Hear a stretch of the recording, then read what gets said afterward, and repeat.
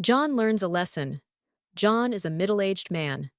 Although he was born in a poor family, he was raised well by his father and mother. His father owned a welding shop and used to work for more than 12 hours a day so that his family could lead a comfortable life. However, John's father could not earn sufficient money to provide a decent life to his family. John was an average student in school and used to score around 70% marks. John's dream was to become a doctor. Since his marks weren't very high, he could not get the desired course that he wanted to study. Instead, he joined a bachelor's degree course, completed the course successfully, and got a job in a company. While his life was going on with no dramatic change, his father continued to work in his welding shop so that he did not have to depend on John. After getting a permanent job, John's parents wanted him to marry. He got married to a girl from his native town and at the same time was also promoted in his job. After a few years, his wife gave birth to beautiful twin boys. Later, John began to earn a handsome salary and started to live luxuriously. He bought a new house and a new car. Some of the luxuries were really unnecessary. Although his company provided him with a car, John purchased a new car.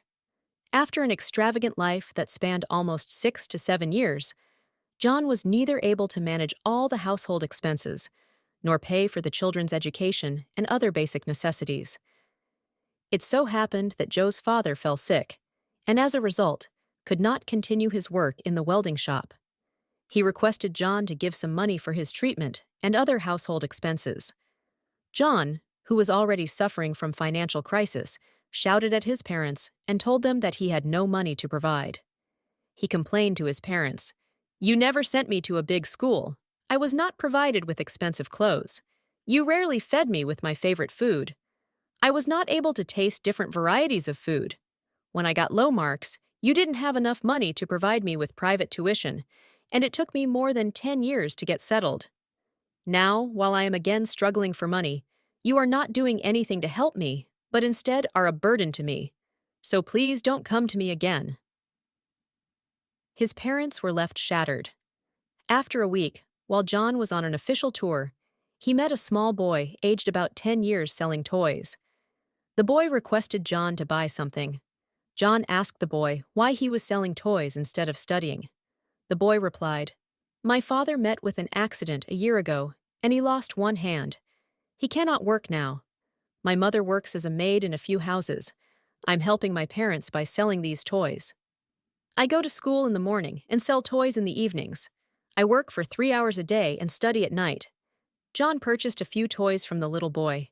He thought about what the boy had said. He realized that he had been wrong in the way he treated his parents.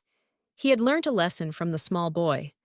At a very small age, this boy was helping his parents, but John, in order to meet the demands of his lavish lifestyle, had neglected his parents.